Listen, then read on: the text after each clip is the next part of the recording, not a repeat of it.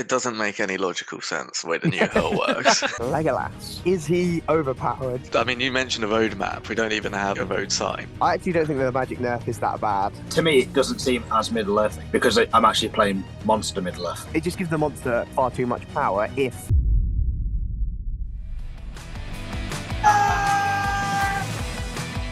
Oh. Sam, you're literally Frodo right now. He is the hero ever.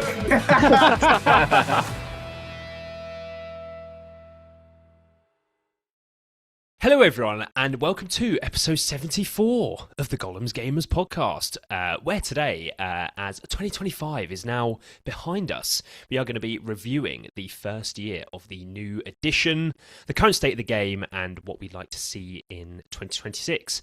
Does MESBG need saving? Well, that's what we're here to discuss today. So for the Spotify listener, I'm joined by Ali, Ash and Ben. As always, you can find us on Instagram and Spotify by following the links in the description down below. And also please consider subscribing to us here on YouTube if you enjoy everything that we do here on the channel. So we're going to get started by going through our new edition hits and misses. So some of these may lead off into kind of wider conversations. Obviously, there's lots of points to touch on here, but what are the things we like about the new edition? What are the things we maybe aren't so fond of? Now, I think we should probably start with things that we like before we just start like trashing the game. So we'll start with new edition hits. And one thing that I thought of that we can maybe start things off with, a change in the new edition, which has kind of affected the game sort of overall, is the change to heroic strike. So obviously now it's D3 instead of D6 for strike. And, you know, last edition, having someone like Ugluk being able to strike up against someone like Sauron, just like, doesn't really make much sense. The fight value scale was probably more of the problem, as opposed to having a D6 roll. Like, it was more interesting and fun that Gorbag at fight 4 could outstrike Glorfindel. But it was the fact that Glorfindel was only fight 6. He should have been... Well, Glorfindel was fight 7. God, it's the fact that the difference was quite narrow. Whereas if they'd have changed the fight value scale to say, I don't know, but if Glorfindel's fight, sure, but I just, should there still be a world where someone like, you know, Gorbag for 60 points can spend 1 point of might and potentially outstrike and kill someone like Glorfindel who can kill Balrogs? But obviously if there was loads of guys, like, but for 1 point of might, should have been scaled slightly better. It's the fact that at D3, some things just are impossible, which makes it a little bit more. But I think in some situations, that's not a bad thing. Go on, Ali. So there's I generally think at the start of edition, everyone thought this was a good thing, but it is. Agreed, yeah. There's about 5 things that have happened, which almost makes it impossible if you don't have a fight 7 hero to beat certain heroes. Because it's I would say, how many times have you called heroic strike this edition with a hero who's like fight 5? Because I can't remember the last time I did that, because it's just pointless half the time. Yeah. So I think in a vacuum it's a hit, but it depends on where, like Ash was saying, like happening if with you're facing a Balrog. Well, no, not the Balrog. I think that's like irrelevant to be fair. It's more like when you've got a fight 7 hero and a fight 5 one. The fight 5 one has only got a 1 in 3 chance of actually being better than that fight 7 one. Who'll probably have an Elven Blade or something like that as well. But is it necessarily... It's even worse. Yeah. But is it meant to be something that is I can spend a point of might and just have a pretty good chance of winning? Like, I think it's... That's what I mean. Is like, I kind of... Again, it depends on what you want. Like, it's no longer the default heroic, but is it now... Because last edition it was too easy to beat high fight value heroes. That's what I'm saying. This edition, arguably, it may be too hard. I'm not disagreeing with that. I'm not disagreeing with that. I think it's just the fact now that it's D3, and as Ali said, there's a lot of situations where it's just pointless to do anything with your minor heroes that are only fight 4 or fight 5, and the bigger heroes are now very, very challenging to stop. Whereas, and if you don't have one, say, I don't know, Gilgalad became fight 12, and the scale became up to 15 or whatever, and you had a you might have more of a chance if it was D6. I don't know, and the scales Yeah. were slightly extended as opposed to making it more narrow. Yeah, I think it's like the idea is a hit. I think maybe they should have also changed the scale slightly as well. Sort of, Or doing two at the D3 same plus time. 1 Or, probably is the perfect mid ground. Yeah, yeah. because the way I do like the way they've changed the fight value scale, like having Glorfindel be fight 8, having Aragorn be fight 7. There were a lot Yeah. of heroes last edition that felt like their fight value just is low, even though they're Yeah. so awesome in The top films and the end books. is now being used a Yeah. lot more, But which is good. I feel Ali probably D3 plus 1 would kind of be like, ooh, now we've made it a little bit more like you could catch them. It feels like you can never catch them anymore with like any Mhm. mid-tier hero. It's either like you only have the top heroes and then everything else kind of falls away and you just kind of I feel like it's more the fact that now you just wait for them to whiff, which is really quite Mm. unfun. Yeah. Go on, Ben. I know you have some views about big point and click heroes. Well, I think going on to the strike thing as well, it because it's harder to overstrike a hero if you misplace your hero and maybe overextend or put it in a poor position, you're less likely to get punished. Whereas in the last edition, when it was a D6 strike, you could, if you misplayed your hero, you could get it into a position where you could get your big powerful hero one-shotted, and now you can't. If you misplay, you just you just don't. Yeah. You live. Sometimes You you just play live. you just go, cool, I'll just roll a 6 and see if your strike is a 5 or a 6. Yeah. And then, oh no, it's not. Oh dear, what a shame. I'll just keep going on. I'm a beast. Any other hits people wanted to move on to next? Magic nerf, because Ash is going to love this. I actually don't think. I actually don't think the magic nerf is that bad. See, that's how good it was before. Yeah, I think Compelled last edition was broken. Yeah, it was. There's no doubt that it was. And like the game hasn't got worse now that that's changed. Well, it isn't like Magic's it's more bad. kind of like if we're thinking about the big heroes that you now can't stop. Magic can still stop them, which I think is something that people don't maybe appreciate quite enough. And with that, a heroic channel change has arguably made Magic better because you can now reliably cast on a 6 spells against, heroes and know that that's going to happen. Whereas last edition, it was always a gamble. You might roll 2 dice to really need to transfix this model. You might spend 4 will and roll a 4, Yeah, where now you can spend 1 and a point of might, and I don't think I don't think it was unfair to remove Compel or old edition Compel because it just was really good. Yeah. I think I like where Magic is now. I mean, it's kind of funny it's been nerfed. Like, if you thought it was bad last edition, you should have seen an edition before that, and then the edition before that. Well, that's when Transfix made you like fight 1 and 1 attack as well. Yeah. And then, but yeah, so whereas now I think it's at the right spot, to be honest. Yeah. I like the heroic channel change because it's a resource management decision instead.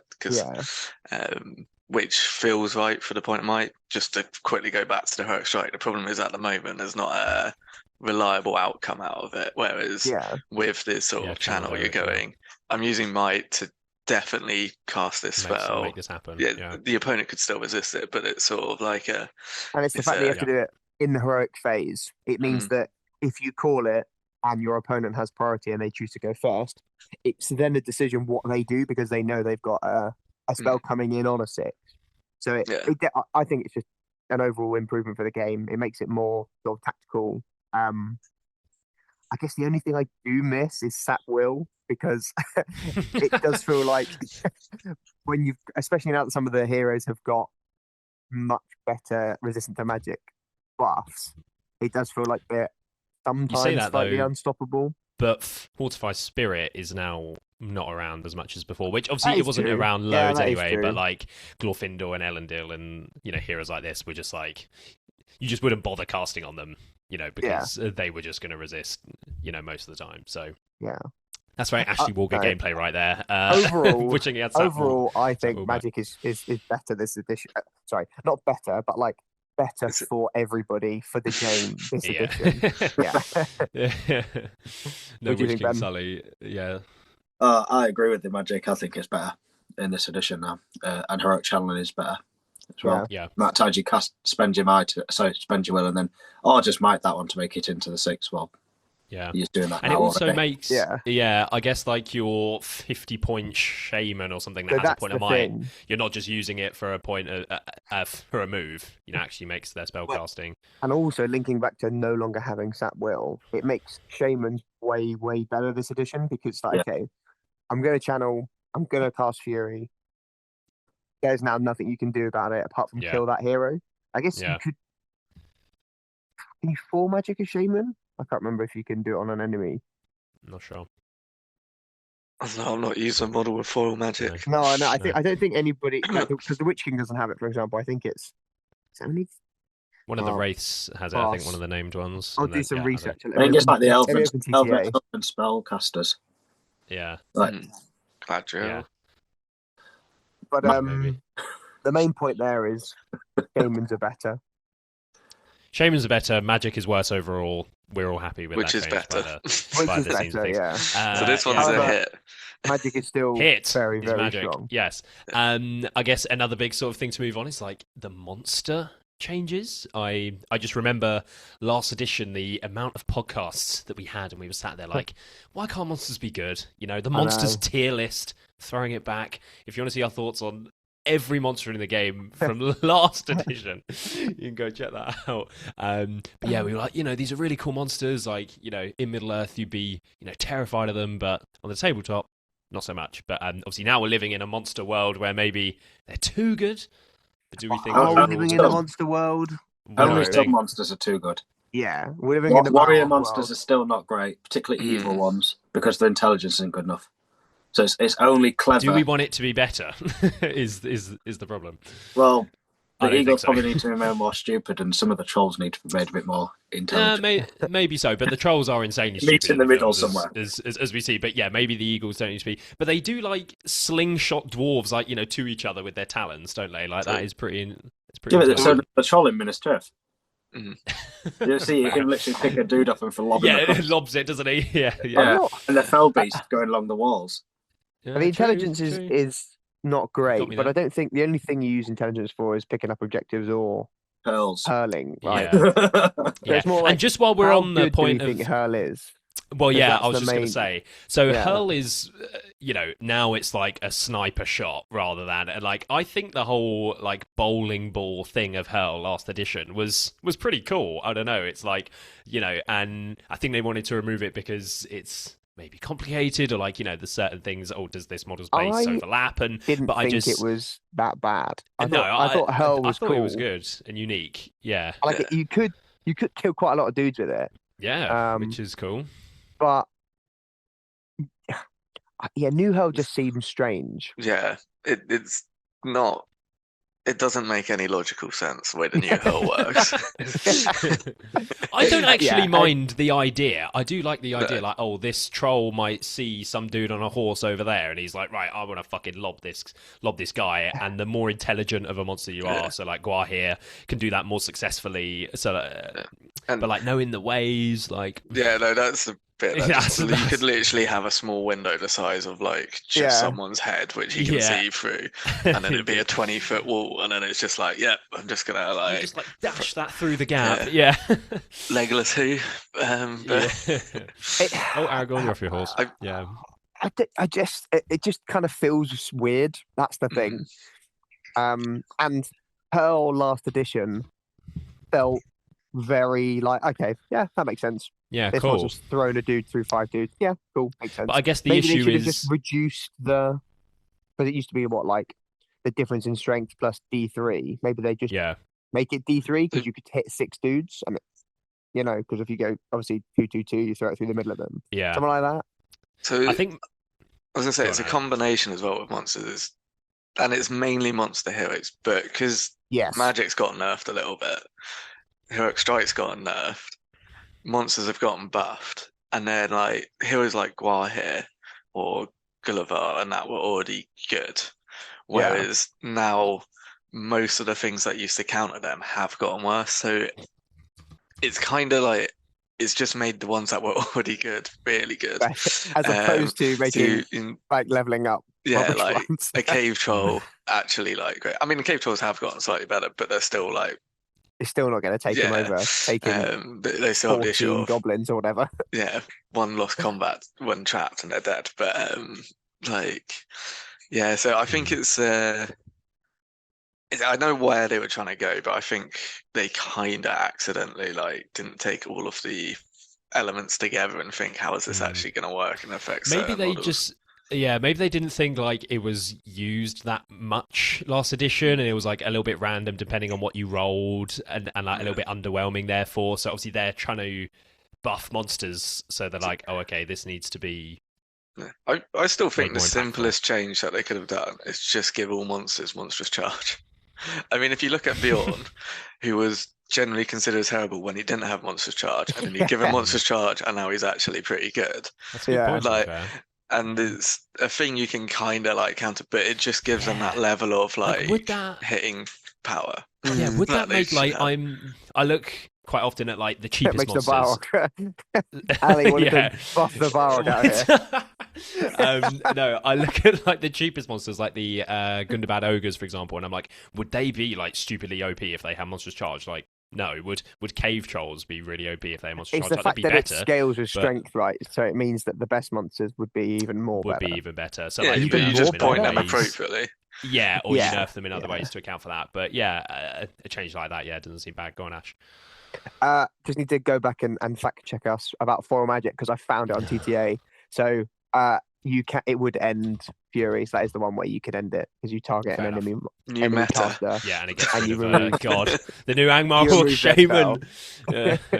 I guess one other thing that kind of ties into monsters is the dominant special rule. That being a new thing that obviously all monsters have, but then the leaders having it as well. The way that impacts scenarios and things. What do you think on dominant? I think this is one of the best. Good. Yeah. Like, this is a real hit for me, mainly because I use Khazad-dûm. They're dominant, like, as in, I'm not going to say all the models that have it or don't have it are correct, but as an actual special rule, it's a really big hit because it sort of, it stops the Horde armies just having a dominant advantage in like half the scenarios, and there's like an added element of like interaction and play where you're like if you got your Fountain Court guard and you're like, oh cool, actually I want to keep Denethor near them so they get the dominant bonus and stuff like that. So it's definitely a good rule. I think because it is a completely new rule, it's just one that will like kind of evolve a bit whenever like we get a new edition and stuff like that to be the right models have it. And, like, I think also having models like Faramir, sorry Ben, with the special rule where like once the army's broken, you can be dominant too. Like, having it with certain conditions, not so much like Men of the West, where it's just a blanket thing. Maybe things that's like that the one that's obviously like too good. Yeah, having certain conditions on it, just like other sorts of rules and things, as well. I think that's something that it should probably move towards that more. But go on, Ben. I think it'll be better in the next edition, more dominant, because it's just imbalanced. Everyone loves their standard warrior of Minas Tirith being more dominant than like Gorbag, because so some of these minor heroes need to be a bit, and there needs to be that scale again. Of like a dominant scale that goes up to 10 or whatever. Maybe 10. Maybe all heroes should be on a scale of dominant, depending on your fight value, maybe, or something like that. I mean, you could just say a Hero of Legends dominant 3, exactly. Valor's dominant 2, and then and then monsters are even more dominant. But no, I like dominant. But that did also just remind me, new scenarios and 20 points. That was my next segue, as I just mentioned. So much to talk about. Scenarios, I know. Dominant is good. The rule is good. They need to kind of maybe rethink. It just needs tidying up. It needs tidying up, yeah. Men of the West being the other example of like, now everything's... you're playing 80 models. I lose. Yeah. And everything's D7 and stuff. Or mechanics to shut it down. So dominant is always linked to heroes as opposed to just being like, oh, this army bonus is everything's Yeah. dominant a million, because Maybe if you're like they can kind of maybe if you're transfixed, you don't get your dominant or something, but that would really suck for monsters. I don't know, but like ways to turn it off in some sense. I don't know. potentially, Yeah. I guess we can move into new scenarios. Thoughts on match play guide? So Obviously, we much didn't to have talk this at the about. start of the edition. Obviously, there's like sort of the first half of last year was a very different version of the game, which I don't think anyone really wants to think back to too much. Then we got the match play Yeah. guide in the Army's book within like a very short space of time, and it really switched everything up. So I guess thoughts on the changes to not only the new scenarios but the old ones, in like adding in more VPs, more ways to score and stuff. How do we think that went? I'm the kind new of there going. scenarios are just great. I think having a new change is good. Some of them are a little bit weird. Banner Yeah. VPs being one of the points. But also, like, having played them all, and I've kind of said this on the pod before, like, I don't actually think the banner VPs are as annoying as they were last edition when you don't have a banner. Because as we'll probably see later, a lot of the top armies don't get banners often, like that score VPs. Because they're normally small enough, because we're now scaling to 20. And there's also other ways to score. Yeah, so- 2 points isn't actually usually going to make a difference between a win or a loss. It would just maybe like make the VP gap smaller. 4 points is a lot more though, but Yeah, Yeah. but there aren't as What's- many of those ones. there aren't. There's a few. I'll be honest though, I'm not sure I've played every single scenario this current Have you not? edition yet. Well, Was- you did only go to like 6 tournaments, and you came in the Yeah, but top 5. but this is the thing though. It's like, because there's how many is there? 24. Yeah. Yeah. So it's just like they're going. I think it was Will mentioned it on his pod. You could play 100 games in the year, and you're actually only playing each scenario 4 times, Yeah. pretty much. Yeah. And it's like, I guess which is God, ridiculous. I've never really thought of this before. I wonder which scenarios we would prune first. Heirlooms. Oh yeah, Is it- that's an obvious one that's just I wonder. really bad. Yeah. It doesn't work. You need someone like Bert, or maybe to Yeah, to- explain why statistically it's impossible or whatever, but Yeah. I can't be bothered to do it. Basically, the way it's written means it's always going to be unfair because you can't make sure that nobody knows where the objective is. Basically, is the critique I of the mean, scenario, right? You can, because the TO can do it, but there's a lot of tabling. Okay, that shouldn't be a thing. that's fair, Yeah. but then the tier has to go and do 40 boards. Yeah, That's when you know there's a problem. which is what we may have to do at the Nations Cup. Wow. But Match don't play it. yeah, Yeah, we no, will. for me, I would say there's 6 too many scenarios, but that may be just me being grumpy, going like an old Yeah, sort but of. Yeah, that's I usually I get what you mean. Like, next edition, do they add more? Like, without removing that any, but it then is which do getting- they remove? Like, it's It's getting to the point where, like, because I'll probably compare it to like Ash, who still went to like 1 million sort of games last year, whereas like, as you said, only went to like 6, 7 events. There's a distinct advantage to having like played a lot Yeah. more, which Yeah. I mean is kind of fair in one sense, but it's like me and Ash played at the finale, and like I'd never played this night before, and then it was like, which one was it, Ash? It was one where you score fortification points. It's one of the ones. It's one of the new ones that I think is really quite Yeah. fun. It's Yeah. Stake a Claim. Stake a claim. Yeah. Which is, yeah, I think is a good Which is scenario, good. but it was also there going like Ash could move on to the objectives first, and it's like, oh, okay, yeah. And then You even don't when we know got to how much of a disadvantage you're at. yeah, and actually when we got to the end of the game, I didn't even realise I'd scored extra points at the end, which I actually Probably did. thought you So, lost. so I thought I lost. Yeah. I had to be like, Ali, you've drawn, mate. Don't worry Yeah. about it. Yeah, Yeah, and if you're sort of playing more like casually, or you're maybe Mm. going to 1 or 2 tournaments a year or something, like you might not actually get to play all the scenarios. Yeah. And, I kind of feel like this point's not very good, if I'm being honest, because it's the same. It's the same last edition. If you played Yeah. if you played the scenarios Mm. lots, you'd know how the scenarios worked more. of course. I don't But really. it's more because agree there's that- 6 more is the thing, Yeah, so you the can pool quite is- easily Yeah. go like a long but time you, without you playing. could most still of Yeah, them. read. 24 You scenarios is a still lot. could have read the. Oh the no, you match can play read guide. it, but Yeah, it's yeah, a, yeah. it's a different sort of being, and like I'm not saying it outright a bad thing, but it's kind of Yeah. there going. It's definitely as a competitive podcast. It really does advantage people who can like play Take the time to loads actually and play a stuff lot. like that. Yeah, and get used to them. Although I would say tournaments which pick and choose scenarios, it's probably not the same thing, because you can kind of like actually properly Then you delve have to- into it. Yeah. Yeah, just one thing on Yeah. that note as well. We're a year into the new edition. I think we need to stop doing the whole "we're playing the new scenarios" thing, because Well, there's for now. me, they're still new. But that's what. Well, fine. But you should have played more then last year. We're a year in. I just think and, it's the way that it's the way it was rolled out, right? It's kind of this edition has been rolled out in like almost 3 bits. Yeah. So that's why you keep saying, "Oh, the new stuff," because at the start when it was only 6 scenarios, it still wasn't. Well, It was sure. new, and then it's new again when the match play guide comes out, and yeah, it was new fine. again when the I guess Armies Middle-earth technically, book and Legacies yeah. came out. So Yeah, the match play guide. The new scenarios haven't actually been out for a full year, have they? So fair enough. But No, like, exactly. there's lots of the older scenarios that like I haven't played Heirlooms yet. Not that I really want to, but like Yeah, I haven't I don't played think I've Heirlooms played yet new either. Clash either yet. And it's like there has to be a point where we stop purposefully choosing all the new scenarios and actually start playing the others as Didn't well. you play Clash at Into the West? Maybe I did. That's the first time you would have played Of it. course. The first time you'd have played it. I haven't played New Group it. Contest of Champions yet. No, I haven't either. I did play that in Melton. Played it Yeah. once. I haven't played Yeah, Escort the of course. Wounded. Yeah, I'm not going to go through all of them and bore. Yeah, just see how Please long don't. you play. Generally, Where's he though, going here? Yeah, generally, though, I actually think the scenarios are better on the whole. Yeah. And most of them had improvements. I just Yeah. probably haven't played enough of them enough to be. More Story games this year so we of can win the as well. league. Yeah. Yeah. Any other sort of big headline, sort of good things about the game before we move into things we're maybe not so fond of? Supplements. Air quotes. Okay. A good Oh, thing.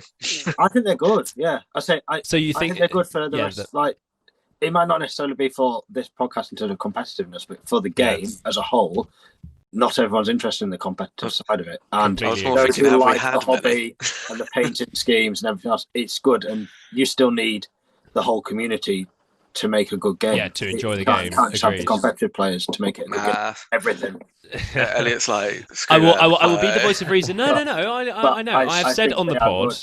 Yeah, I've said on the pod. You know, I think having those things, there's a huge percentage of people which aren't that interested in the types of things that we usually kind of talk about and are very heavily invested in the hobby side of the game and stuff. It's Yeah. important to have those kinds of things come out. I would say it's also equally as important to also bring out stuff for the competitive side of the game. So far, there hasn't been sort of supplements or profiles or anything like that we've even heard of coming in the future, sort of for our side of the game. So I wonder if they're going to sort of start to cater towards both sides, because there's been 2 supplements now. Sort of they are smaller, but there was the Gollum one and also the War of the Rohirrim one with the scenarios and things like that. I still think most people won't have used all the new models from War of the Rohirrim anyway, or won't No. have understood all the new profiles within Legacy and doesn't- all the doesn't new need to. models. Yeah. Actually, that's a miss. Is the War of the Rohirrim armies and Yeah. Well, so models before and we stuff go like- into That's misses, what I sorry. mean. Before we go into into Before we go into misses, I just wanted to finish off Ben's point there about sort of like the releases that we've had and stuff. And just sort of what we think on the types of releases that they've brought out. They've sort of gone back and redone lots of older models like Imra Hill and Shelob and stuff. I wonder whether that stuff has been in the pipeline for quite some time and it's now just sort of dripping out. They've also gone back to release models for profiles that we've had for ages, but there's just never been models. So that was the good and the bad. Catapult Troll and the War Drakes as well for Easterlings, for example. But then there's also all of the new Rohan stuff that we've had, like you say. So what do we think in terms of like where we're going with releases? Do we want new stuff, or as in like new profiles? I like them updating the old stuff for the moment. The to old make stuff. those full catalogue. And so it looks nicer on the tables as well, as opposed to just constantly bringing out a new thing and a new thing, a new thing. I just wonder, we did have lots of new stuff, to be fair, for like new profiles and everything. So going back and sort of, I just wonder where they draw the line in terms of doing that, because there's loads of old stuff. Like, do they just sort of hit the key headlines from each faction? I think it's good they're going through and making each faction has the major factions have a plastic sort of leader hero, and because it's like we got the plastic bulk and stuff like that. And just overall, actually, I think the quality of our plastic kits is better than it was as well. Like, as in that they are releasing, so like the heroes seem better, the Rohan troops were, and I mean, unless if you're sticking them together, the Rohan and the Wildmen are generally really nice kits and stuff like that. So I think that's positive. and generally the models have been a hit. It's just the I guess the lack of accompanying sort of developments in the competitive side of the game. Yeah.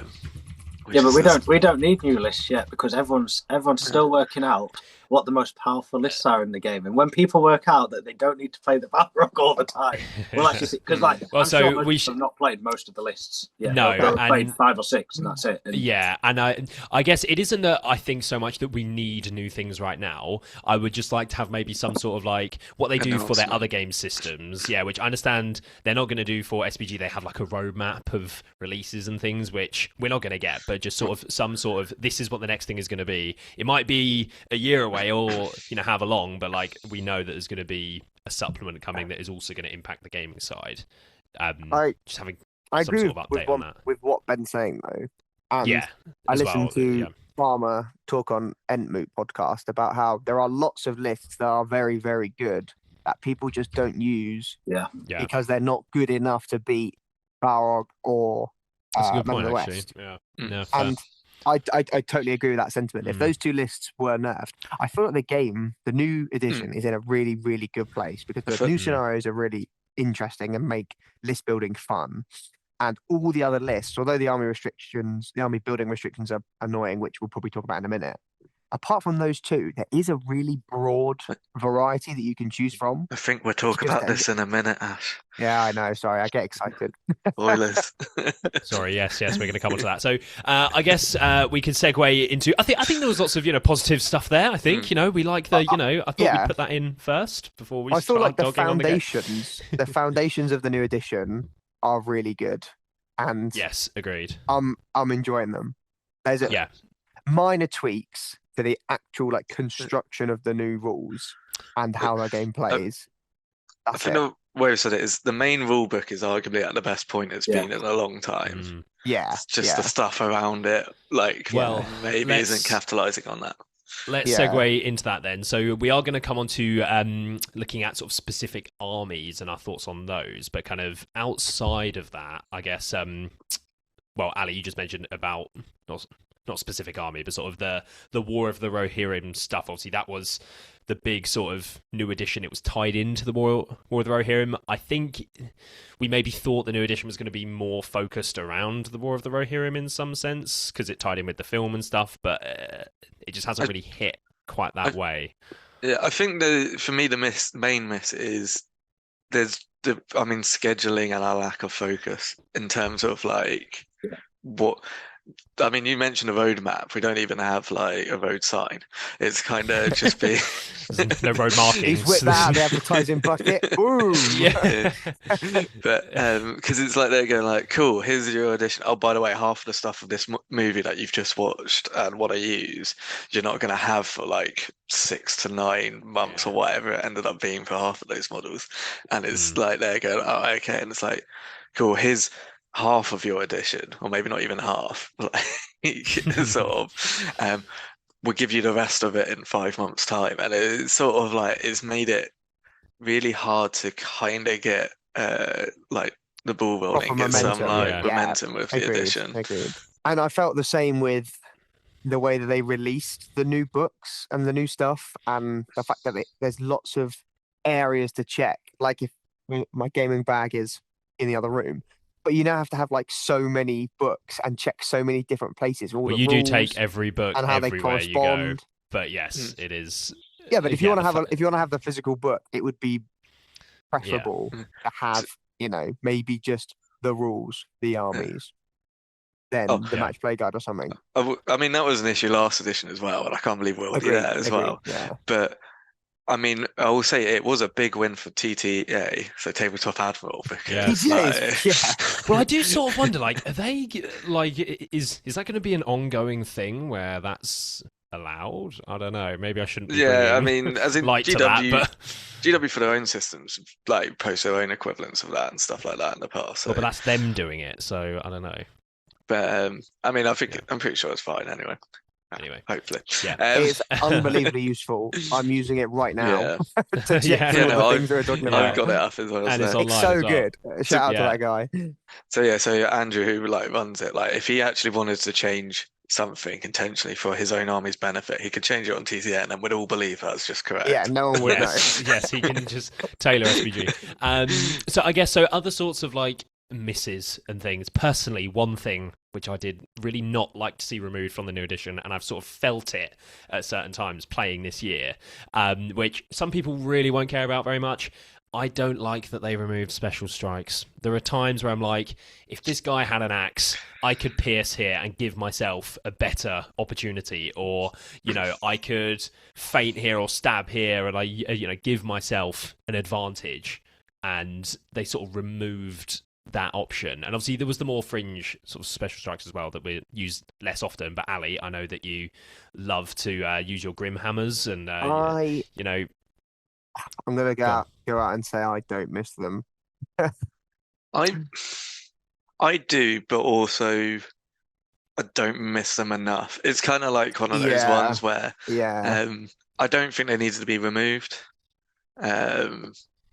I just think it's watering things down. It's like the people that didn't use them, they didn't need to use them. If someone doesn't understand them and then I say, oh, I'm going to feint, and then they might feel sort of confused about that. And I just go, oh, it just means that I get to, reroll ones when I'm... The main reason why I don't miss them is because I'm glad I don't have to faff around with what models are armed with.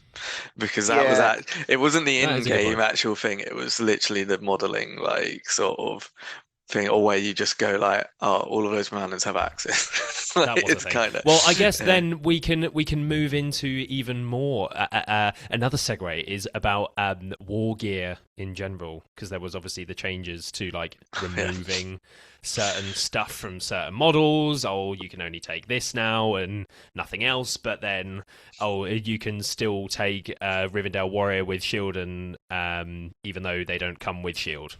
You can only get them with shield spear, but you can take them with shield, even though they don't produce a model that has that. Yeah, this is so many definitely of one of the those ones throughout that's been frustrating. Is you have to take X thing on your model, like, because as we all know, I'm a modeling god and converted some excellent troops. Now it's like, for example, one of the things I thought was really fun was in the last edition, obviously you could just take orcs with like no war gear. So I modelled a few orcs with no war gear to fill out those last little points, And I just kind of feel like that aspect of the game now is just kind of, I can't do that anymore.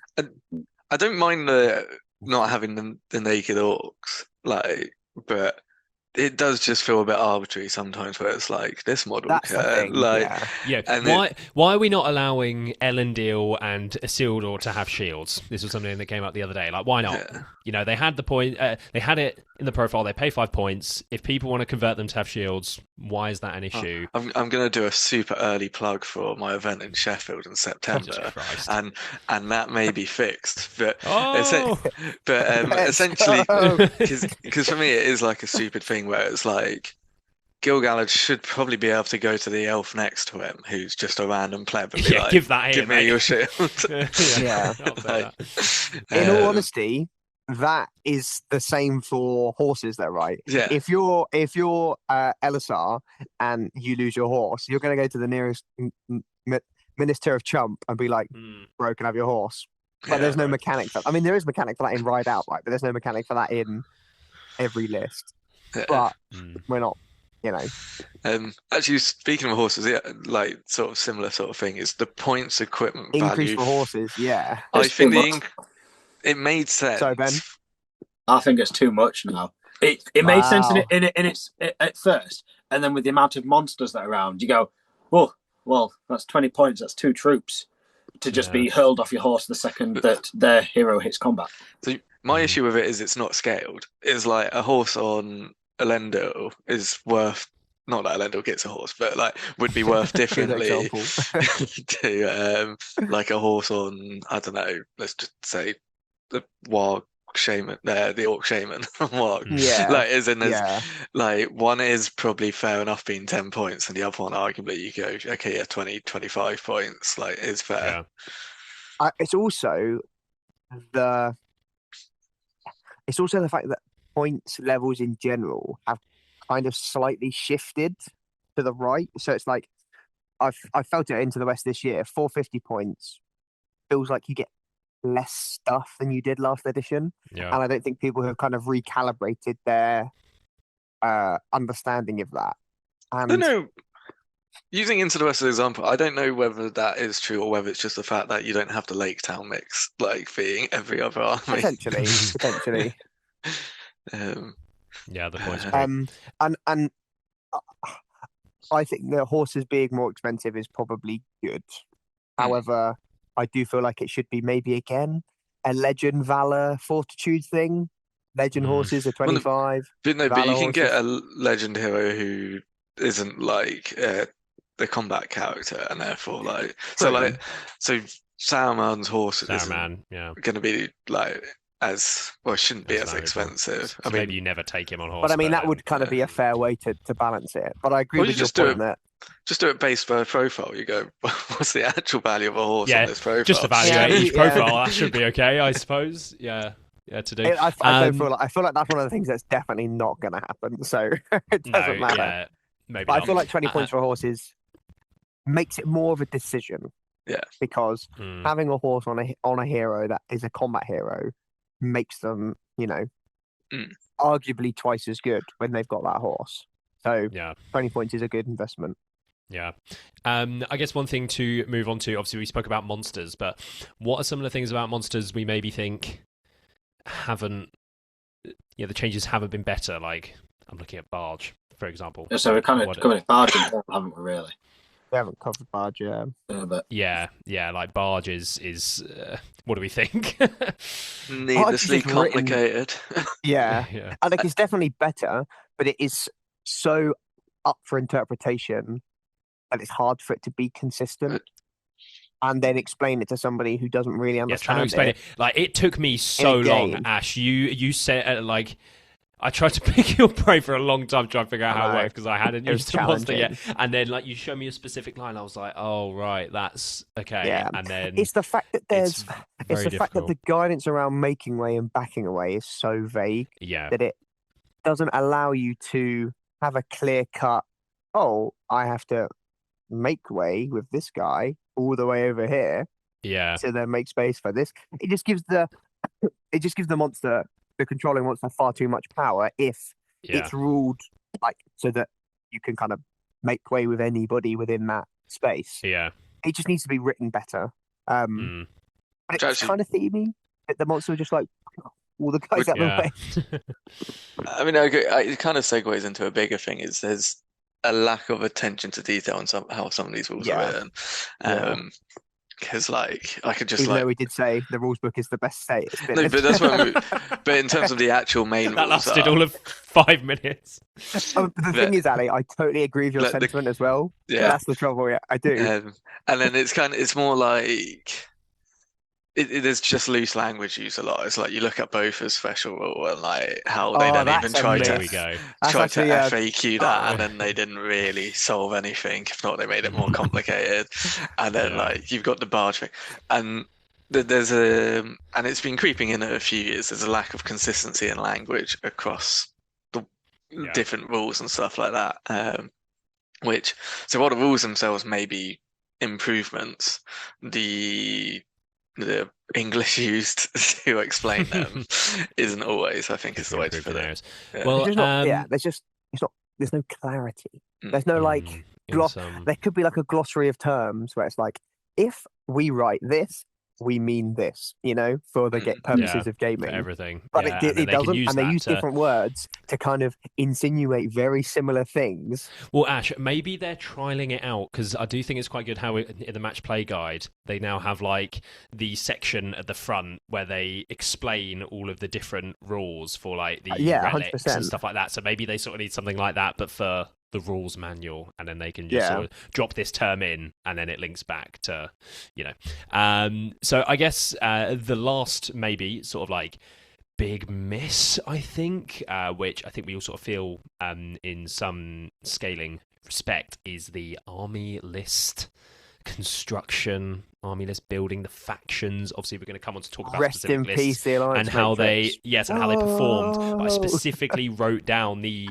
alliance matrix as Do we think that was a problem? Like, obviously, soup lists last edition were a thing. I think the Alliance Matrix personally was great fun, and It was fun. You know, I think there was one thing specifically that at the end of last edition, when we sort of learned about how the lists were going to work, that we were talking about was. You know, the players that wanted to play thematic lists and thematic sort of games and recreate moments from the films were still able to sort of do that through having the faction system that we had. It just then there was also the option for people that wanted to create new and interesting things based on their interpretation of the Middle-earth universe. They were able to do that as well, but now that side has been removed to sort of increase the amount that people play the thematic lists. But you know, the people that were doing that before could still do that anyway. Matrix last edition.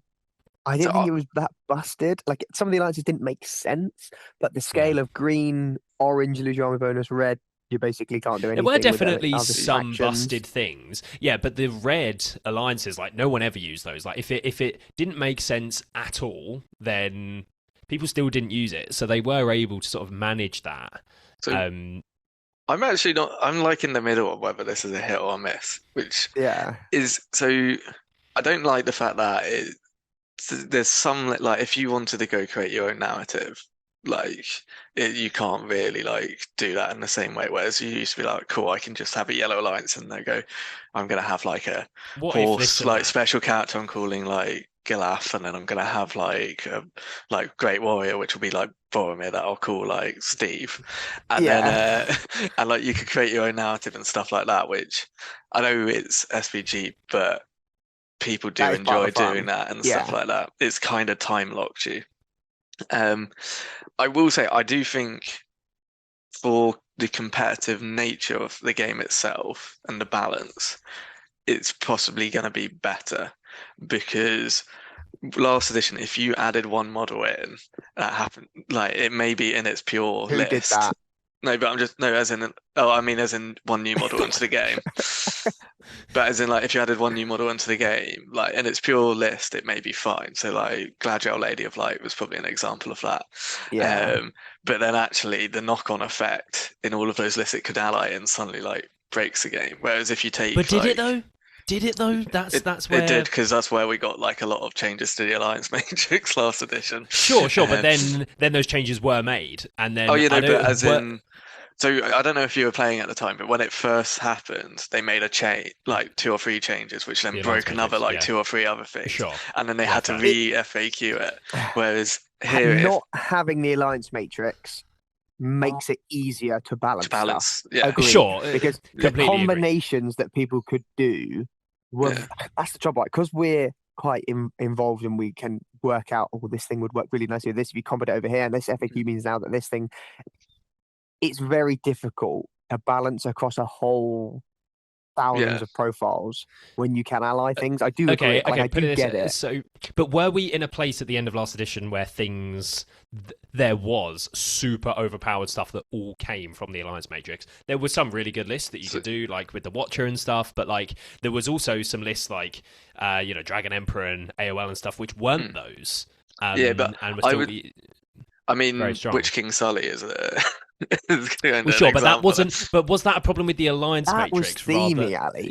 If you change the crown, it was great. If you change the Crown of Morgul and the Suladan banner only affecting the Harad models, you could have kept the Alliance Matrix. But this is what I mean: is that you bring in a new model and a new profile.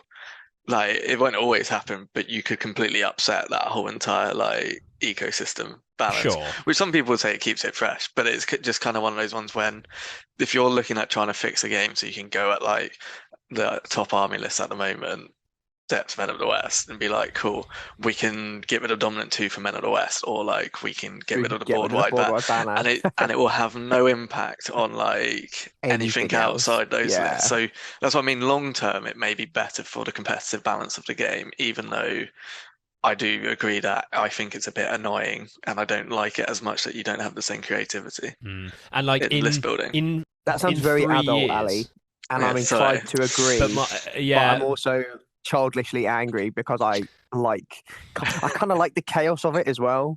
Like when something does upset the the order of the game, you could be like, oh, this is But Ash as well, in exciting. 3 years, you're going to be even angrier because there's still No way, because there'll be the hunt like for 6 Gollum would have lists come added out. into the game. Yeah. We'll be playing all the narrative scenarios.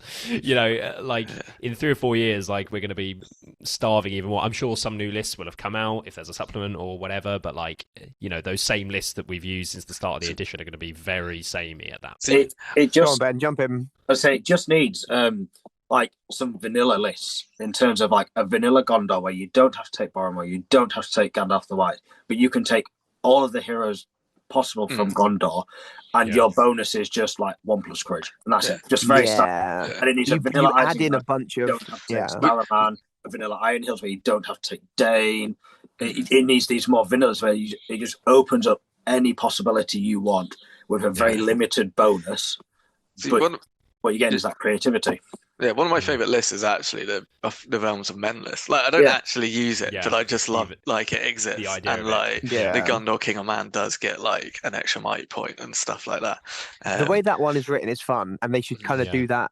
I totally agree. They should add those styles of lists for each army, basically. Each faction. Yeah, agreed. And I do like that they've tried to execute the whole, people want to recreate moments from the films, so having like a top of the walls led by Gandalf, like that is very cool to have a list specifically about that moment. And when you play that list, sort of, you think back to how you felt when you watched that in the film. So they have executed that very well. They've then just sort of removed the other part that people also enjoyed.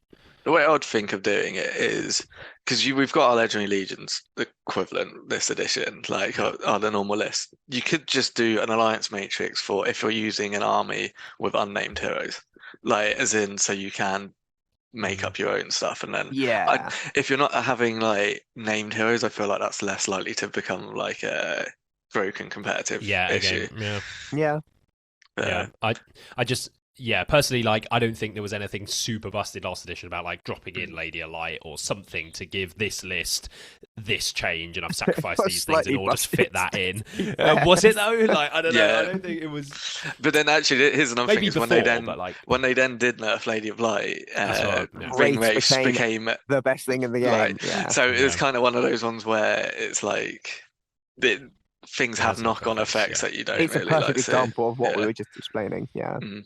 Any other big sort of misses that people want to get off their chest before we move on? Ben, I'll get you.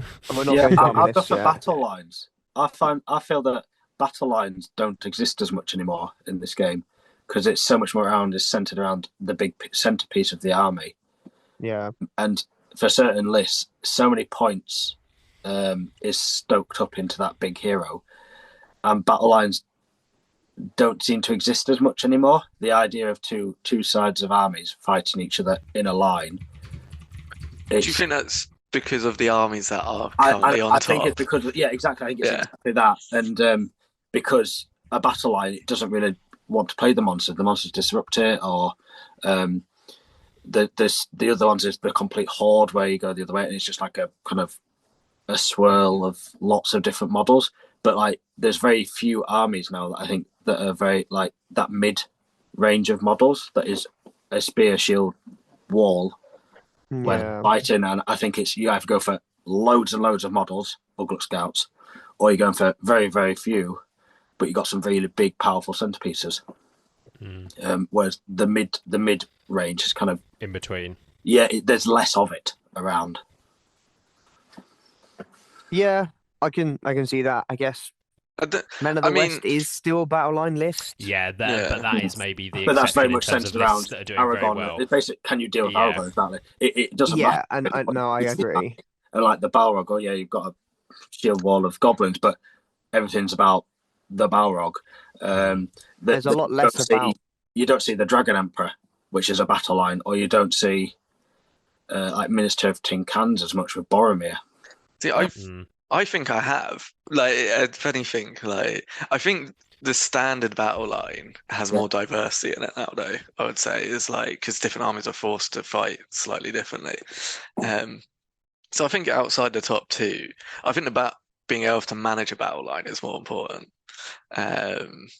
Because of the way How you have like they things get, like monsters and different yeah. things that could, But there is more stuff that can disrupt a battle line. I think is Yeah. actually probably the 100%. compared to thing. last edition. And I Yeah. think there's now less battle lines being taken by people because I think people are taking different kinds of armies. And like when you go to when you go to a Middle Earth event now, so many of the armies you see are Balrogs, Eagles. There are definitely less. So Like, you don't see very which much we'll come on to. Rohan. You don't see very much Isengard battle line. It's the horde, like it's the horde version. movement. You don't see much Rohan cavalry. Is that more of a fault of the individual lists? Like, as in, I was gonna say, yeah, it will be. It's like a whole Yeah. combination of different things, and yeah, And the ones to me, that are it doing doesn't well. seem as Middle Earthy, actually, Yeah. because I'm actually playing Monster Middle Earth. yeah. Like, I don't remember the Wild Men of Dunland being so involved in like, Yeah. Yeah. or It's- even it's all like, these- They were only in the films for like Oh, 2 seconds. or the Balrog and all the goblins fighting every single corner of Middle Earth. Yeah, when did that happen? Yeah. Yeah. So any other big sort of misses from either of you two before we move on? Ash being good at the game, that was a big miss. That is a miss, and he's not even here. I know. That's perfect timing. Yes. So here we're going to move on to looking at some data from across the GBHL in 2025. The GBHL being the biggest MSBG league in the world. So there's definitely some weight, I would say, here behind these statistics. Now, special thanks to the work that Jack Canavan has done to put these stats together throughout last year. They are available for everyone to see, along with lots more stats on the GBHL website. But these are the top 15 armies in 2025 in terms of total podiums. So I'm going to run through these just very quickly for the Spotify listeners so they sort of know what we're talking about. So in the first place position, no surprise, we have the Depths of Moria with 52 total podium spots last year. That is exactly the same amount as the second and third place armies put together, with Men of the West in second place with 28 total podiums and Army of the White Hand in third place with 24. In fourth place, we have the Eagles with 22 total podiums. Lurtz's Scouts is fifth with 20. The Kingdom of Khazad-dûm, shout out to Ali there, with 17 total. Then we have the Halls of Thranduil and Usurpers of Edoras in 7th and 8th with 15 total podiums. Ugluk Scouts and the Reclamation of Osgiliath with 14. Then we have Erebor Reclaimed and Minas Morgul in 11th and 12th place with 13 total podiums. And then in 13th, 14th and 15th place with 10 total podiums, we have Rivendell, Lothlorien, and the Bjornings. Now, for the Spotify listener as well, we also have on the graphic here as well the total amount of GBHL 100 podiums. So it's quite interesting because obviously the Eagles, for example, is in fourth place with 22 total podiums, but only 3 of those have been GBHL 100 podiums, which I assume came in the first half of last year. So there's Halls of Thranduil, for example, further down the list in 7th place, but it has 7 GBHL 100 podium finishes. So interesting to sort of just see the distribution of total podiums compared to GBHL 100 podiums. But I guess we should start at the top with the Depths of Moria. This is where we can sort of talk about lists more specifically. Now, Ali, obviously we have spoken specifically about Depths of Moria very recently on MSBG Monthly. So I think maybe we should hand it over to Ben and Ash for their thoughts on the big bad boy itself, Depths of Moria. Ben, what do you think? What needs to happen to this list? I think it's kind of a winner of the updates because essentially they've not changed it from the last edition, have they? When it was rubbish, essentially. And then they've brought up all the new updates and it's basically benefit from all of that. And then they've not gone back and retrospectively looked at Depths of Moria with all the new rules and victory points and everything. So it's kind of like the fact that it doesn't break without killing the Balrog, but now it's really hard to kill the Balrog. Makes it really easy to get major wins. The fact that the Balrog can basically one turn any hero with a bit of luck, but if the Balrog is well misplayed and put completely behind enemy lines and it's surrounded, it still rolls a 6, it still wins. And even if it doesn't roll a 6, it's still probably not going to go down in one turn to a regular army. I played. You need bonuses to wound, otherwise you just can't take it out. So I was going to say, I played Camille earlier on this edition, and I had like 3 or 4 turns using Ugluk Scouts. I've got it completely surrounded. I've got my Fearless to charge. I've got all the +2 and everything in there. But he rolled a 6 for those 3 or 4 turns. Then after 3 or 4 turns, he had killed all of my models basically when he wins those combats. The other thing we didn't mention about monsters is the fact they can attack spear supports as well, which I think is a good change. I like that. I like that as a change. But it's definitely worse with the Balrog because it's like, okay, I have to just completely chance whether or not all my spear supports are also going to die, because it's like a toss-up of, does the Balrog roll a 6 in this combat or does he not? And I get all my spear supports, so... It's also not just that, it's the fact that because you can't put models in as a spear support for an extra dice, you're then having to charge a terror courting thing with a -1 to get that extra attack. Yeah. Which then double makes it hard to even do half the damage that you would have last edition. Agreed. Sort of. Agreed. So Ash, I was just saying, obviously Ali and I have given our thoughts in depth very recently about the depths of Moria. But what do you think sort of needs to happen to this list specifically? Obviously, it's got by far the most amount of total podiums and GBHL 100 podiums. What do you think sort of needs to happen here? Breaks normally. Yeah. I mean, I feel that last edition where you didn't count as being broken for the purposes of rolling courage tests, but you did count as being broken for the purpose of VPs, is almost like it has to happen, in my opinion. And then secondly, I think the banner should be 12 inches from the Balrog, for example, so that not only do you eliminate probably the most unfun game, which is spam pure goblins with the board-wide banner, you tie it to the Balrog, and also it's limited. You could even make it 18 inches. Like, I wouldn't even be mad if it was 18 inches from the Balrog. I think if you tie it to getting the drum, because or we go back to that one, because you don't actually ever see anyone get a goblin drum, and it's kind of like they're going. Pay 80 points for it. That's another thing where you pay 75 points. That's another like obviously different way to do it that I think is totally acceptable, and it's still board wide, and it still does the -1 courage +1 courage.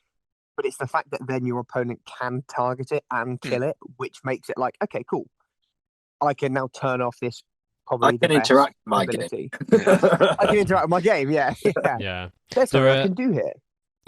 There are numerous ways, obviously, to nerf it and to sort of. But do you think that there needs to be multiple changes coming up? I think this is something with the banner. Something needs to do with the break-in. Yeah. I'd also like to see something with the whip, because I distinctly remember lots of people getting whips and whipping a hero out of another hero's combat and then placing it underneath the monster's arse behind him to then turn around and just gank with goblins when you can't get them back, whereas it should be just dragged into them like the closest way. Yeah. So I think that's a bit harsh as well. I think it's got to be bit of an annoying. Going to the very back of the battle line. Yeah. But then it would still be like, people would still set that up, because it'd be like, oh, where's the closest point? Oh, yeah, but they've then got to at least set that up, though. True. Not just, here we go, I'll just plonk it behind everything and now I have to do it next turn, because the hero can't actually get back to his side of the battle line. You're immediately Balrog in the way. He's just going to immediately get destroyed by the Balrog and 6 goblins. And it's a similar thing with the Watcher, which is kind of like weird that you could be basically in combat with the Watcher, and it goes, actually, no, I'd rather you over there. Back you go. So the Watcher does make a bit more sense, because it's at least its tentacles / arms, not a weapon. That's made out of fire. I think the other big thing that you could do to fix the battle, because is everyone gets a free Gandalf when they fight the Depths of Moria.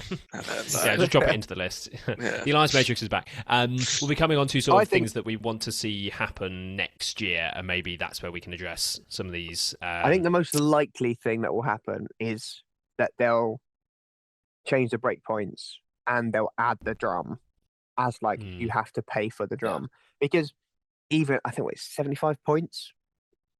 You're still going to take it. Depths of Moria is still going to be a very, very strong list. However, it's not going to be as oppressive at low points. and at high points, 100-point, basically 75-point tax is a lot. Mm. Like, And I guess you're going to so. pay it for that. Other bonus. lists, And you've got to take And you can watcher turn it off. or the Barrock yeah, either or. to stop Yeah, agreed. to stop that goblin The spam. Yeah. But looking at the other lists as well, so sort of in the top 3 there, obviously Men of the West and Army of the White Hand, other It's lists as well, which interesting people sort that of feel very strongly. Army of the White Hand has kind of fallen off of our consciousness, or somewhat. certainly mine. Maybe because Yeah. the whole of the end of last season was all high points, so it doesn't really work. But Army of the White Hand is really, really, really strong. I think it's also so I mean, the top 5 lists are all lists that existed for the entire edition. Yeah. Yeah, I'm pretty sure. True. Whereas, so there will be some element of that, and I think Army of the White Hand, since we've had Legacies and Armies of Middle Earth come out, is one of those ones where there is stuff that can kill this now, or like deal with it and things like that. Yeah, maybe after a full year of 2026 and seeing what happens, because we might not be getting any new stuff added in. Yeah. So we'd have a full year of It's everything one of being in the- the game. It's one of the lists where it's like it's a bad play experience because of Grima and the spells, but it's not like completely unbeatable. No. But I I- do still think that lightning spell is too good. Yeah. And I think I called that in the very first look at the new Yeah. army list, like a year and a half ago. Yeah. I still think it's one of the top lists, but yeah, I just think there's enough diversity and the change of scenarios and like armies that it's.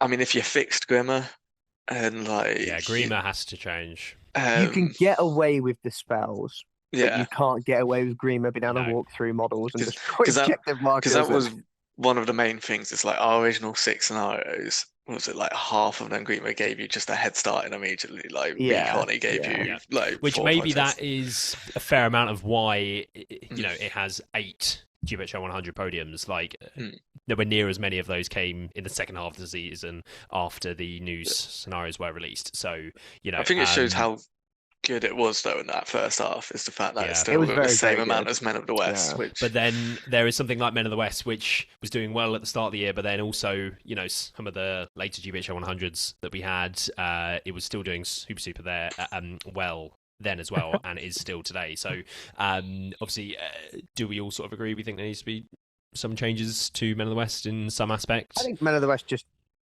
remove the dominant 2, and I think it's probably fine. I think that's the Because- simplest solution. Yeah, because it should be a good list, and there are things you can do against it, like play for objectives. But then, when you're playing a very strong list that also has the ability to have dominant 2, it's kind of like it makes it that extra bit too good, I think, and slightly like the difference between having 3 models with a hero at dominant 2, making them like effectively 6 or 8, is just the difference between doubling on an objective and not. And it makes it just it pushes it over that limit, in my opinion, to being like too too good. strong. Yeah. And I guess looking at some of the other lists, so those are sort of the top 3, the ones that have done super well throughout the whole year. Every month they seem to be in the GBHL 100 podium sort of spot somewhere. Then we look at something like the Eagles. Obviously, it's in 4th place with 22 total podiums, but only 3 GBHL 100 podiums, and I think like 2 of those were Into the West, which was the very first 100 of last year. So other than that, it only had 1 100 podium throughout the rest of the year. So I think there's a bit of stigma around sort of Eagles being something really busted that needs to change. Yeah. And obviously, it has podiumed a lot at other events outside of GBHL 100s because it's in that 4th place, but sort of at the top end of competitive SBG, it's not sort of The running things. Go on. the other thing is that very quickly people went, this is not very fun to play against. So tournaments very quickly constructed rules that made it very hard to bring Eagles in. Like Some did, yeah. that made it very hard to bring Eagles in. And then the Interwest again just now made it a bit harder to bring Eagles in because of the model. I Well, don't think there was Made it too many of impossible. those. it was couldn't do it. impossible, yes. Yeah, and I obviously It was Will impossible, at the you couldn't take GP Eagles.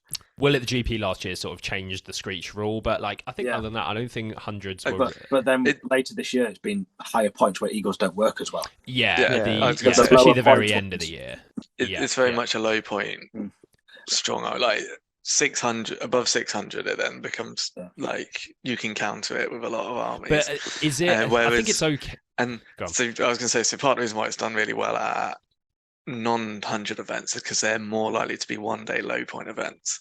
Whereas GBHL 100s That's outside into the very West and arguably the GP And- last year were above 600 points on average. Yeah. Which Also, Which is the kind player that keeps bringing Eagles to 80s and 90s. But I think it's okay. Biggest sweaty if- list that say, you can't move your models for a turn until I barge my way through I now your win. army, hulks out your heroes, and then you've got no might left anyway to Yeah. deal with. the- Yeah, that's an the- 80s list. The trouble is, it's one of those lists where if you want to win against it, you also have to play in a very unconventional manner, which is not necessarily what people at 80s and 90s are going to be doing. So Yeah. it, It reminds me of playing the Flying Circus Wing Race on Fellbeast a few editions ago. So it brought me back happy memories of going, oh wait, I know exactly how to like counter this list because I Counter had to this. do it against Ed Bull for like 5 years or something like that. But just I say don't know if it's. I don't know what the counter is, or sorry, what the appropriate FAQ nerf is. Well, this is what I was. I remove the don't. Screech and change it. Like I don't think change it's the too Eagles. big of a problem though if kind of like the list has a specific sort of points level where it's strong at, and then if you wanted to take, if you own this one list, if you're taking it above 600 points, you're not probably going to do anywhere near as well if you took it under. Is that such a bad place to be in? Making the bubble 3 inches is probably the fairest FAQ if you want to nerf it, because then it still vaguely does it, but it just doesn't affect everything, which is sort of like the main problem. I think it should be 8. Make it 8 inches. So maybe some sort of change. It's hard, but 3 inches is we'll probably be what is because the Eagles have kicked up such a fuss of people talking about it a lot. I feel like the 3-inch Screech change is likely. There might be something coming. I thought that last FAQ and it didn't happen. So. This is a game where people want to play the game, and you've got a turn where you cannot play. That's not particularly fun in a game where you want to go and play and move your models around. I mean, you could also just change Screech to something like Azog's Ambush, where it goes, you get to choose who has priority, and the other person cannot call heroic moves. Yeah, so that's better.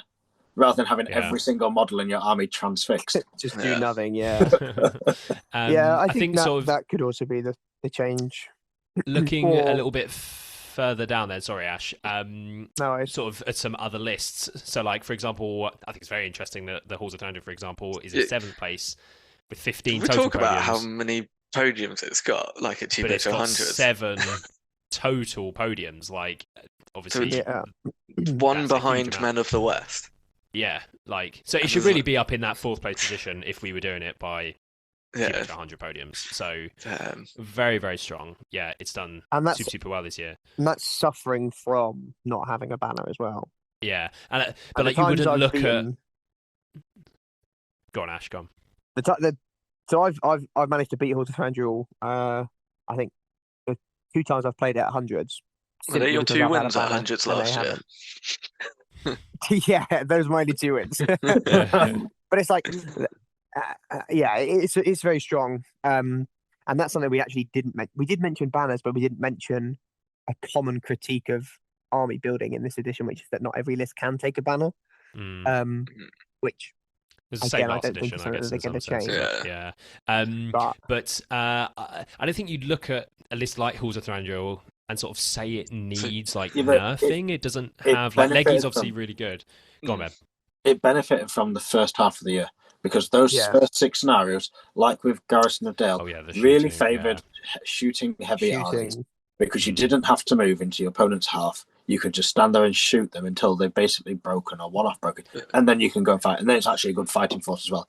And really good fighting force. The majority of those 7 were the first half of that's fair. We can do this exact same video, look at the top 15 at the end of 2026 and see if it is still sort of. But we also haven't spoken about, unless you spoke about while I was moving my car, Legolas. and his Mm. impact on Men of the West, Halls of Thranduil, Yeah.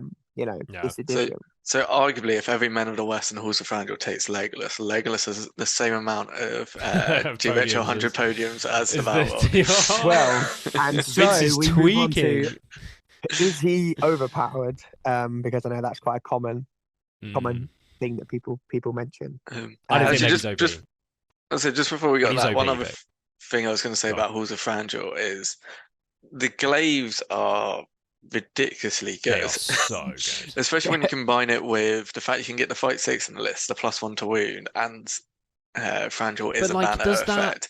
So it means Yeah. it's got a really hard hitting, They've hard got to special beat strikes that no one else core. does. I don't Yeah. think it feels like something which is overpowered and you No. can't. You know what I mean? This is going to be the thing, though. Is I think outside of Depth and Men of the West, you look down that list, they all could beat each other. Some maybe Exactly. on Yeah, average better than exactly. others and stuff like that. Yeah. But it's not Yeah. actually No, there aren't it's quite a nice sort glaring of problems. spread. No, Yeah. agreed. Yeah. And one thing I think people have there's been a lot of conversation lately about scouts lists. Obviously, we've got Lurtz's scouts in 5th there with 20 total podiums, but only 1 at GBHL hundreds. And then Ugluk scouts down in 9th with 14 total, but 3 of those being at hundreds. Obviously, that's not too many. It's under half as many as Halls of Thranduil, for example. But obviously, like you say, Ben, some of that is maybe with only having the 6 scenarios at the start of last year, and I guess with scouts only having the new scenarios where there's a lot more movement in the second half of the year. Scouts hasn't had a full year to sort of abuse those, I guess. Yeah, I think Ugluk Scouts is a case of Is it maybe going to go just up? Is player preference. I think based on its recent trends, it will go up. Part of the GBHL 100 podium stuff is also going to be just what the top players are using. So it's exactly. Halls of Thranduil, Conor Who can Morris podium. was obviously using that pretty much exclusively for half the year at least. Stephen Denby probably accounts for most of the Ugluk Scouts GBHL 100 podiums. Yeah. Whereas Lurtz's Scouts I find quite interesting because I would not have put money on it being in the top 5, when that list come out. but it's In terms of clearly Let's be in fight 6 with 3 heroic combats, and especially as a low point list. It's really, and it's still really very good. He's a yes. character that everyone enjoys using and wants to enjoy using. And lots I of people think, have and he is Lurtz fun. as well. Yeah. So again, I Whereas think Ugluk Scouts is more of a higher buy-in bar, isn't it? a niche. this is why I think yeah. it cleans up probably at the low point sort of 90 Yeah, events more. and stuff like that. More. Yeah. Yeah. So any other sort of quick notes on any of the other lists? Master of Isengard, where is it? It's not in the top 15. I It's think in the rubbish. top 20. Yeah. Yeah, but Must have been the only person to win with it last year. there's Minas Bless you. Morgul though, so you must have been the only person not to win. Not to Minas win, Morgul. None of those wins I'll be are trying at the GP, don't worry. None of Yeah. those podiums. Yeah. Kingdom of Khazad-dûm is the fastest riser of the second half of the year. Yeah. Which, although admittedly, again, it's only 200 podiums, but it's again, I think probably because it's a popular list to use, it does well at the 90s and the 80s. Yeah, no, I could see a lot of these actually just going up and down. If Farmer and Jakub or whoever decided, you know what, I'm going to use these for 3-4 events, they'd probably move up the 100 podium Bumps up the chart. numbers. But, and then obviously that has a trickle down effect of other people seeing on MESBG Monthly and stuff, for example, what's doing well, and then other people start taking those lists, more podiums and stuff, 80s and 90s and things. Because that is the self-fulfilling prophecy of Depth and Moyo. It's kind of an easy list to pick up, do well with, and therefore more people pick it up and do well with it. Whereas maybe Rivendell's not seen that way, even though it is a good list in my opinion. We're just going to close things out here with giving our sort of thoughts for next year, our wish lists, if you like. What do we want to see next year, this year in MESBG? What direction do we think things need to go for the game to improve? Obviously, we have the FAQ in February next month, so that's hopefully when some of these changes will be coming in. But obviously, there's then the next FAQ in September as well. Is there certain things we think won't happen next month, but then might be sort of moved into the September FAQ as well, or the August FAQ? What do we think? I want to say about FAQs, that it's interesting when things aren't FAQ'd that people expect to be FAQ'd. And I think that could be because often nobody actually submits the question. I think I mentioned this in a pod earlier on in the year, but like for people who are thinking about FAQs they want to see, actually submit the question to Games Workshop so that the more people that ask that same question, the more likely they are to actually answer it. Because it will become frequently asked questions. Exactly. It will But be, actually that's go it. ahead and ask the question, because I know like It needs to be lots frequently of asked. people say it, but if you don't, if like nobody actually sends the email, it's unlikely to be answered, right? Well, the rules writers are watching this podcast, so we can. Of course. That's it. So, so I guess obviously the main things, I think like we spoke about, we need things to change for the Depths of Moria. Do we think those are going to happen in the February FAQ, or do we think not?